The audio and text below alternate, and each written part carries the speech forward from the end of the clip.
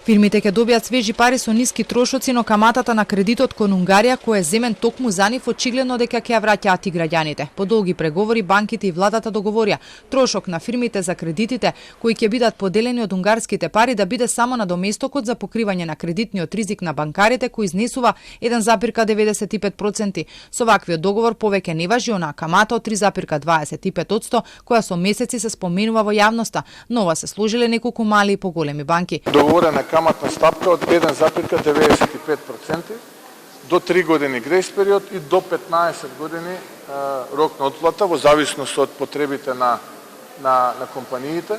Со ова е се поизвестно дека фирмите нема да учествуваат во враќањето на кредитот кон Унгарија, кој се зема токму за нив. Банките ќе го добијат својот дел за покривање на ризикот, а граѓаните, кои преку даноци го полнат буџетот, ќе учествуваат во покривање на заемот за стопанството. Според пресметките, за ова годишно од буџетот ќе треба да се издвојат 8 милиони евра. Банкарите кои ги контактиравме коментираат дека со ваков процент на кредитниот ризик од 1,95%, тие ќе бидат многу внимателни при изборот на фирмите и пласманот на парите, па со ова се поставува прашањето дали ќе се успее да се пласираат сите 250 милиони евра во стопанството.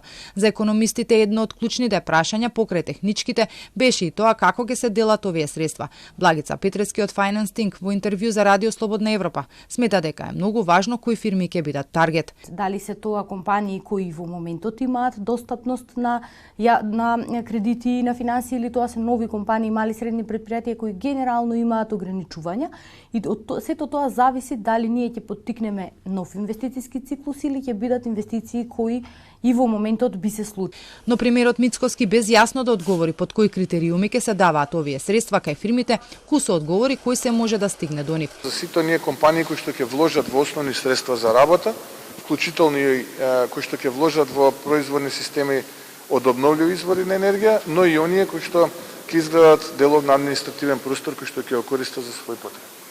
Тоа беше мојот одговор на вашето прво прашање. Ако внимателно слушавте, можеби ќе немаше потреба од второто прашање. До 10 милиони евра максимум ќе може да се земе кредит. До 10 милиони евра. Предходно државата и банкарите договорија рок за враќање на кредитот да биде 15 години, а 3 да е грејс периодот. Од заемот од Унгарија за стопанството се наменети 250 милиони евра.